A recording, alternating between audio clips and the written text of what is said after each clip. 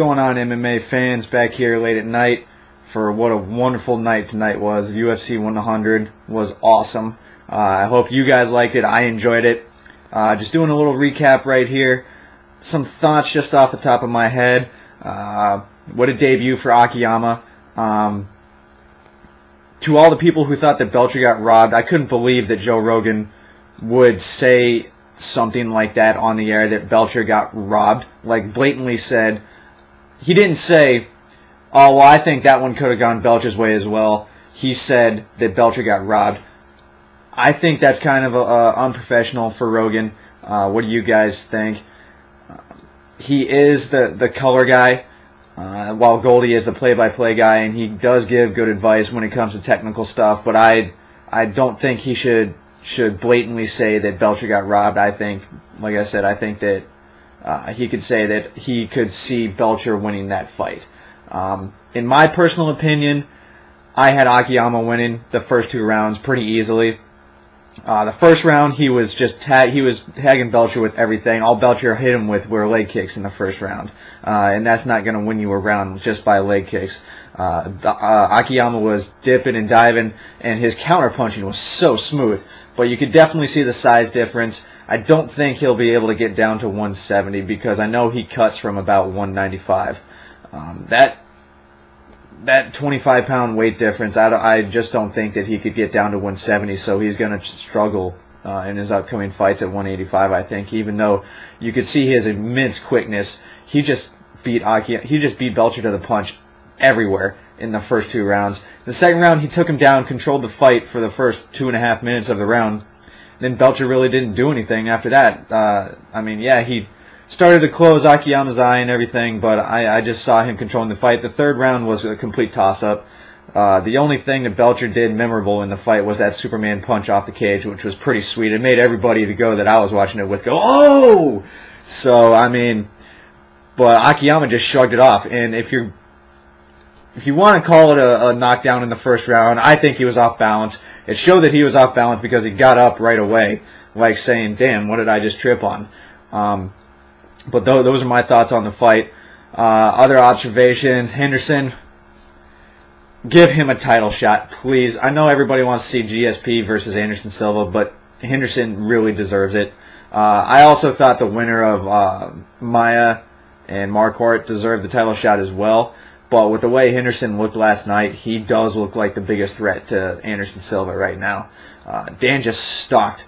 He just absolutely stalked Bisping, and like I said in my prediction video, it went pretty much like I thought it was going to. That it was a rude awakening for Bisping in the level of talent.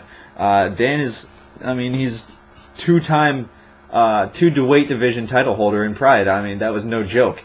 So those are my thoughts on that. Give Dan Henderson the title shot. Absolutely, I totally agree with that. As far as the GSP Thiago Alves fight, I mean, what can you say? That fight last night solidifies GSP as the #1 pound-for-pound fighter in the world. My favorite part of the fight, I mean, GSP is just in another level athletically from everybody else in the 170 division. The guy should be playing safety in the NFL if he wanted to. The combinations that he threw on standing were ridiculous. Alves didn't know what was happening. He threw a lunging jab, leg kick, right hand combo about 4 times that Alves didn't even know what happened. And then, as you saw, he was just able to take Alves down at will, which was pretty surprising. But to Alves' credit, he did get back up from pretty much every single takedown. So that shows you how much of a gamer Alves was, and I take my hat off to him last night because he showed up and he did what he can, but George was the better man last night. Who can beat George at 170? I think they're going to give the next title shot to the winner of Swick-Campman, so we'll see how that goes. I'd like to see Carlos Condit get back into the picture because I think he could be a factor in the division. And then you've also got John Fitch. And John Fitch won against Paulo Thiago last night.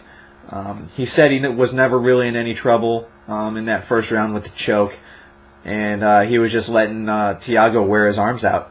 And then he just pretty much turned it into his style of match. He took the fight wherever he wanted and turned it into a grappling match, which is what John Fitch is the best at. And I mean, it was very workmanlike. It was kind of anticlimactic because it happened after the main event. So I think pretty much half of the arena left to go party after the Brock Lesnar Frank Mir fight. So with that said, good fight by John Fitch. And then with the Frank Mir Brock Lesnar fight, what can you say? I mean, he's an animal. He's a gifted athlete for a man that's 285 pounds. Did I think Frank had a chance in that fight? Yes, I did. But in the first round, Brock was laying on him for 2 minutes and was doing the typical wrestler thing and just not really doing much. And Frank was just laying there like, is he going to do anything? I thought they should have stood him up in the first round. Absolutely. But one thing that I did like, it was kind of like a modified version of a neck crank from old school ground and pound days, like circa 1997, was that he had Frank in a one-arm headlock and then would roll him over every time Frank would try to do something and move his hips. He'd roll Frank over and then rain down punch. Like, he'd throw like 3 or 4 punches and then wouldn't do anything for another 30 seconds. And that's how he controlled the first round. The second round, Frank had him in trouble. He hit Frank with 2 knees and Brock was hurt. If Frank could have gotten out of the way and out of the corner, that could have been a very different fight, because I truly believe that Brock was rocked with that first knee, and then Frank hit him with that second knee. I think it would have worked out better if Frank would have, instead of throwing that second jumping knee a la Uriah Faber, just tried to circle out and get out of the corner. Instead, he threw that jumping knee and wasn't able to come back down on his feet, and that's when Brock got him back to the ground, and that was all she wrote. I mean, it's very weird. Who's going to beat him? I think Shane Carwin has a chance. I don't think Cain Velasquez has a chance. Cain Velasquez is just too small, and he doesn't hit hard enough. And Shane Carwin is Brock Lesnar's equal when it comes to size. I don't think he's as good as an athlete as Brock, but he might hit harder than Brock. He showed that with the Gonzaga punch, and he does have bigger hands than Brock, but that doesn't necessarily mean you fight harder, you hit harder. Interesting note is that after the fight, Dana White kicked everybody out of Brock Lesnar's dressing room and ripped him a new one pretty much, and that's why you saw a different Brock at the press conference, apologizing to everybody, including Bud Light, it was very classless. And I know there's a lot of adrenaline going on and everything, but he's a professional.